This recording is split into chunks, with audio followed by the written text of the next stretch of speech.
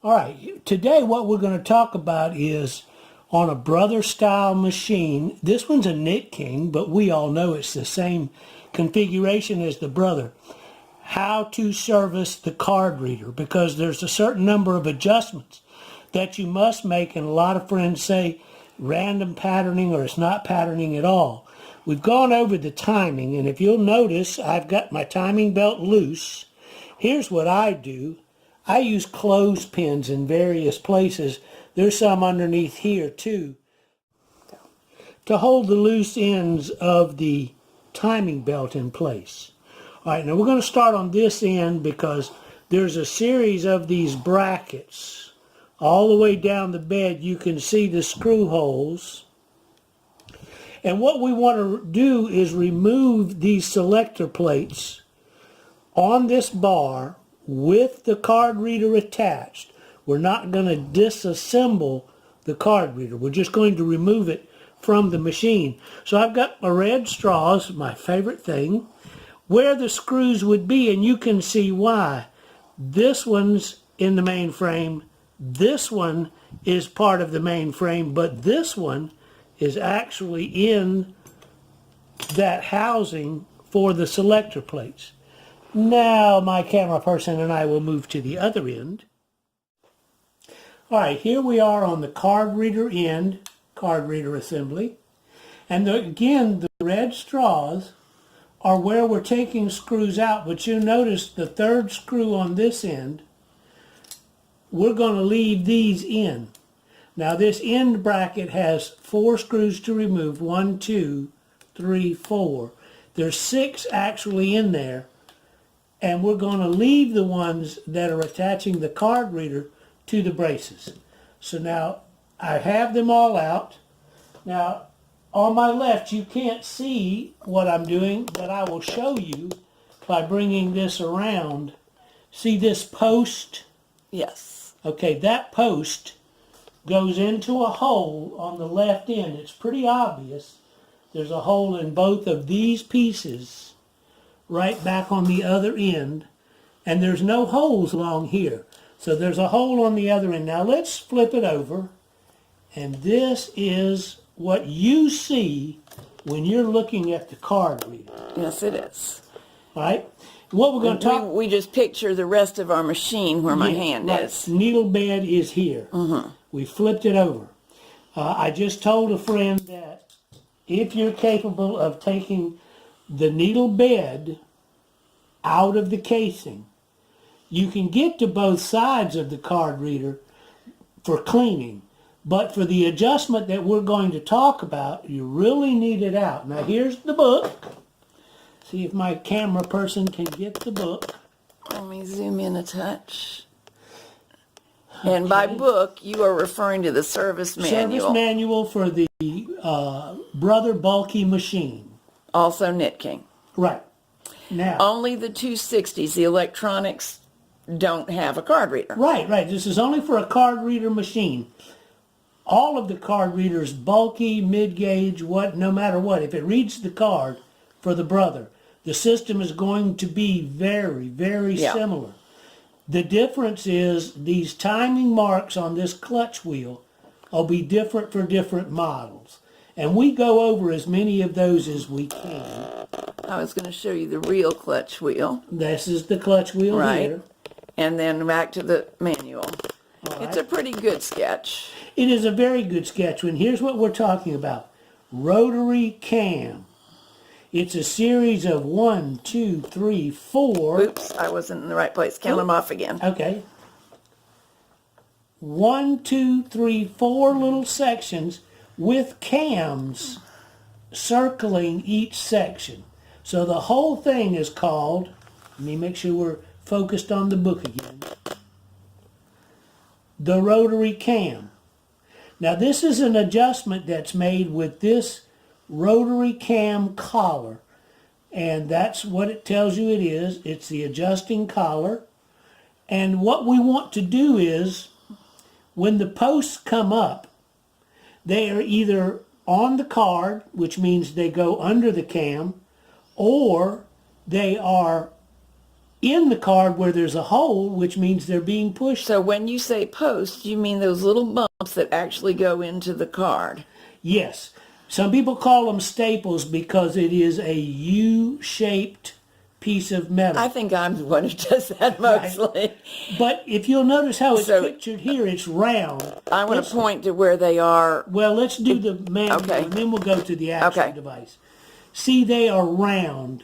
And what this picture is showing you is the end of that round post. And what it's telling you, pay no attention to the translation from Japanese. We read it, and it was very entertaining, but that was pretty much it. Right, well, But I the know picture is good. I know what they're talking about. Well, here's what they're telling you is the flat of that cam on the right-hand side. And this is, as we're looking at the machine, right is right, left is left. The flat of the right side of that cam, this post should be level, and you notice it says 0 millimeters. So that's what we want to see is the post outside edge level with the outside edge of the cam. Now we're going to go to the actual machine. All right, this is the cam rod. 1, 2, 3, 4 sections.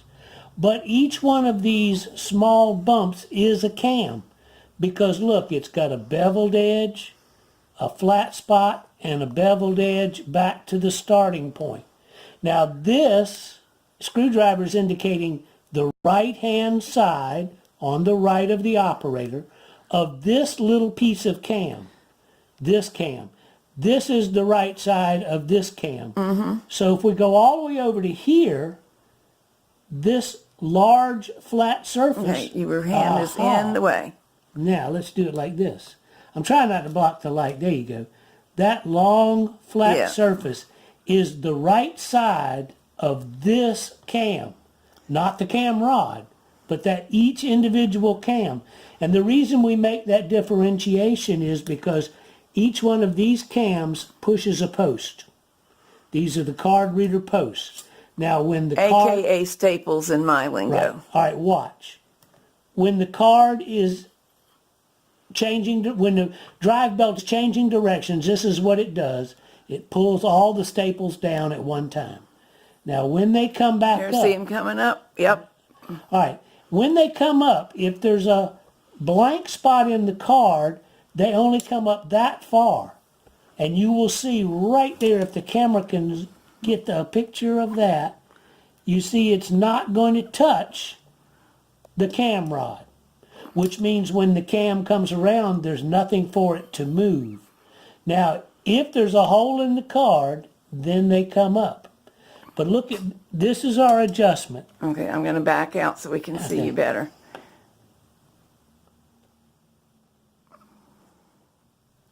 Okay, try that. This is our adjustment. Outside edge of the rod to the outside long flat side of the cam. And those should be in perfect alignment. That's right. You can clearly see the posts here. So we're talking about the right side of the post. Well, we're missing you. Hang on. Let me reorient so I can... No, it's my camera angle. I'm just backing out. So it's the right side of the post where the straw is. Right there. And as a cam comes around, that right side should align with the right side of the cam. Am I right? When they come up from a lowered position. Now here's what I'm going to do. Set it down and rotate the cam. And I'll show you what happens. Notice that the stop is off of the end of the clutch wheel. Normally there would be a bracket right here over the end that stops your clutch wheel. So you can't use the wheel to turn the cam. Not while you're this far apart. Right. So I've turned the cam. Now what it's doing is it's starting to move some of these staples. So maybe you can hear this sound when I push it down. Listen. We can. Okay. That was these selector rods going back to the neutral position which they're supposed to do when you change direction. But you see where those needles, where these rods here are hitting the bottom of the cam, they were being pushed by the cam as we rotated around. We'll do it one more time. We'll rotate the cam rod. I can tell this is a fairly advanced thing. This is not for beginners. No, it is not. And here's what you do. There's a screw right there. You can see it. But I'm sure you're going to recommend that this is not the first thing people do if they're having trouble with patterning. No. Dirt is a real likelihood. Right, and what this is this machine has been soaked in the Marvel Mystery Oil bath. And something that we look for when we're testing is, does any of this need adjusting? This particular one, yes. And so... And we did test it to make sure that was true. It's not just an eyeball thing.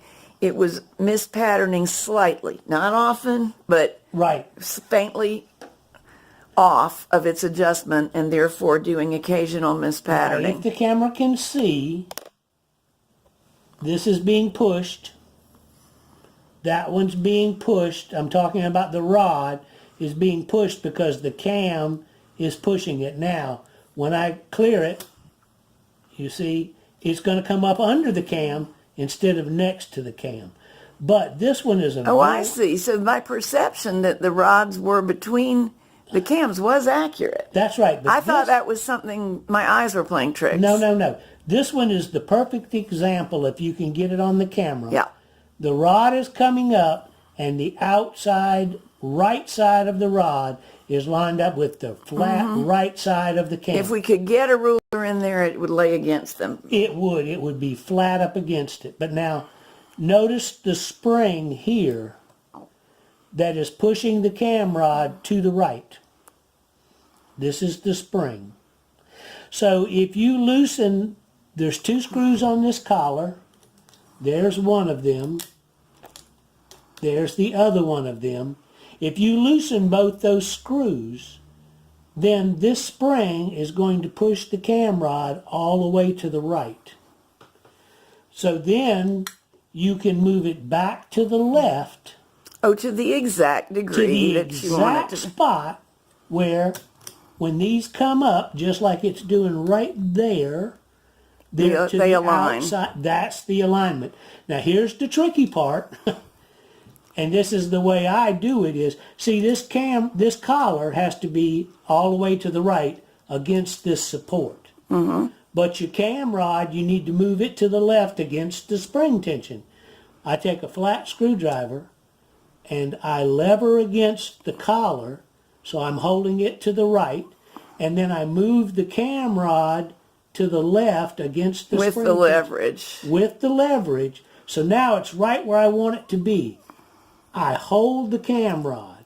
I was going to say, you need magic glue to get it screwed back down. You hold the cam rod, but you notice I'm anchoring my hand to the card reader. And then you tighten the first one of these screws with a flat tip screwdriver till it's really snug. Then you can rotate the cam and get to the other one. And then when you get to the second one, get your good size flat tip that matches, and you tighten it up all you can. I think you should address something I'm looking at. There is a crack in one of the cam tubes. We see that pretty often. Is this something to worry about? It is not. These cam sections are molded to the rod. I have yet to see one didn't have a crack in that first section. I'm sure brand new they don't, but I know that I own 2. They both have cracks, and they're working fine when they're... Right, and I've worked on dozens of them. So here's the 2 adjustments with the cam rod, the one we just talked about with the adjusting collar, so that the outside, the right side flat of the cam is to the outside edge right side of the post. And the way you test it is clear the card, let them come up, and like right here, you can see these 2 are lined up perfectly. They are. All right. There is an adjustment for the card coming into the machine and that's right here. You can see that brad head is in a slide. So you loosen this. Wait. We can't see what you're loosening. Let me come out. Okay, now we should be able to. There's a cross point screw right here. Here's the other brad head. This black plate is labeled as the card reader guide stopper. Now what that's going to do is that's going to let the card coming in line up with these posts. Oh, I guess if it didn't, you would get a damaged card and no action. Well, what you have is the post trying to make their own holes. Right, so it's a damaged card, but it's not going to pattern as That is correct. You wanted the holes to be the guide. Right, and here is the part that we're talking about. It looks like a little paint roller tray. Let me try to zooming gently in. Okay. And it's what lets the card come into the back. And you see the posts right there? I do. Watch them. See, they go down. That's funny. I thought I somehow lost them on the camera, but they really were going down. They go down. That's why they're a U shape. This side is shorter than the back side. But the back side, let me get my little red straw. I'll put the straw in. You can see them going up and down. I'll try to block one. When the card is blocking one, look right here. See, this one's missing. Ah! It's not going to get moved by the cam rod because the card has a blank there. And that's on purpose. That's making the patterns.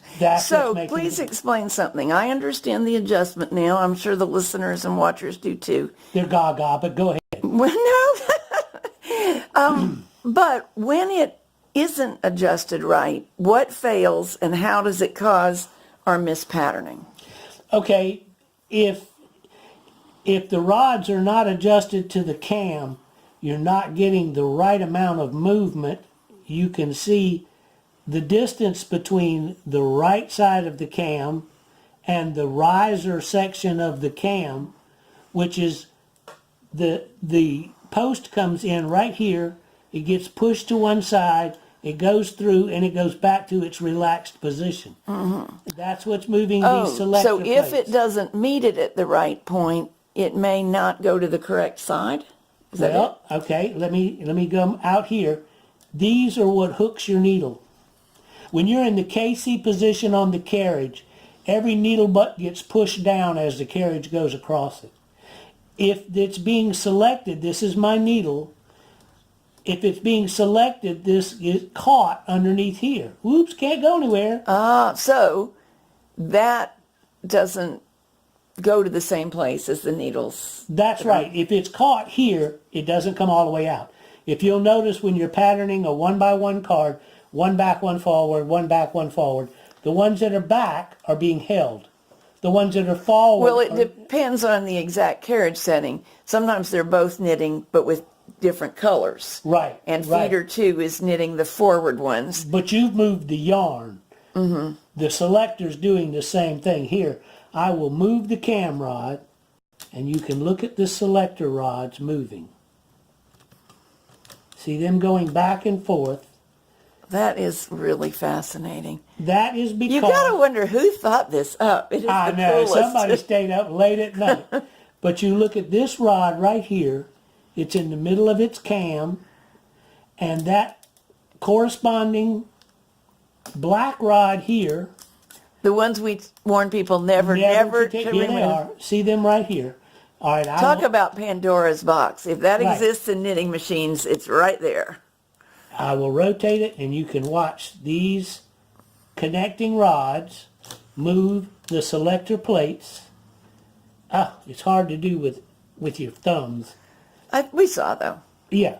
And what it's doing is when this selector plate comes over to the right, it's going to catch a needle butt. And it only does that when there's a hole in the card to let this rod ride up. And the rod is responding correctly, which it won't if it's not aligned correctly. Can the camera correctly. see these? Yes. All right, watch them. See them neutral out? They all go back because And the camera can stay put. Can I stay put? You can. He's wielding this giant thing over my head. Because the series of springs right here are holding the end of these selector rods. So when, I think they're called selector plates, aren't they? yeah, they're the selector plates. Because you called something else rods and you don't want to confuse people. Those are selector plates. These are the selector rods that move the plates. And then you have the card reader posts. So those are the correct terms. That's right. Plates, rods, posts. Right. And when this rotates, I can do it with two hands easily. But when it rotates, you can see it's moving the rods back and forth. Well, we can't really. We have a great view of your wrist. Okay. There you go. There we go. They're moving the rods, and in turn, they're moving the selector plates. And they're only moving the selector plates to the right against the spring tension on the left-hand side, so that when I clear it, all the rods go back to neutral. Everybody goes back to neutral. And if you'll notice, I think it's pretty rare for them to be completely off, but we've had them be slightly off, and that produces those pesky, sometimes yes, sometimes no problems. yes, and that's what we're trying to solve is, why did everybody not behave like they're supposed to every time?